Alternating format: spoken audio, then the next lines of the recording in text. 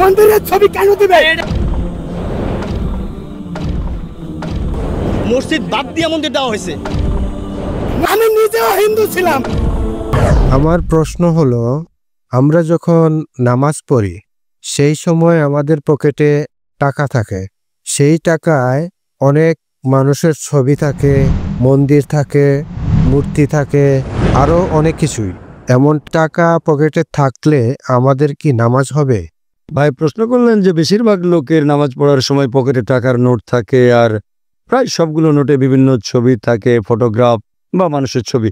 নামাজ পড়ার সময় টাকা থাকে পকেটের ভেতরে, মানি ব্যাগে, এ অবস্থায় সে নামাজ পড়ে। এটা কি শিরক? এ ব্যাপার নিয়ে চিন্তা করছেন, এটা কি হারাম? নামাজ পড়ার সময় পকেটে টাকা থাকা, এখন কোনো মূর্তিকে প্রণাম করা হারাম, টাকাটা মাথার সামনে রেখে তারপর যদি সিজদা দিলেন তাহলে সেটা হারাম, অথবা টাকাটা বুকের উপর রেখে নামাজ পড়লেন, এটা হারাম। কিন্তু টাকা যদি পকেটে রাখেন, এই পকেট কিন্তু পেছনের দিকে, সাধারণত পেছনে রাখেন, কিন্তু নিয়ত থাকাই গুরুত্বপূর্ণ নয়। টাকাটা মাথার সামনে রাখলেন কিন্তু সেটা ইবাদত করা, এটা নিয়ত না, তারপরও সেটা হারাম।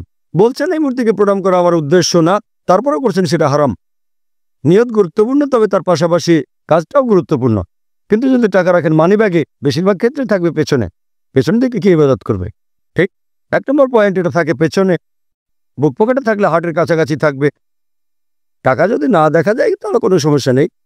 অনেক সময় হতে পারে কেউ হয়তো টাকা রাখলো বুক পকেটে, তারপরে সে যখন সিজদা দিল তখন টাকাটা পড়ে গেল। এমন সময় শুধু সাবধান থাকবেন, টাকা তুলে পকেটে রাখবেন, সমস্যা নেই।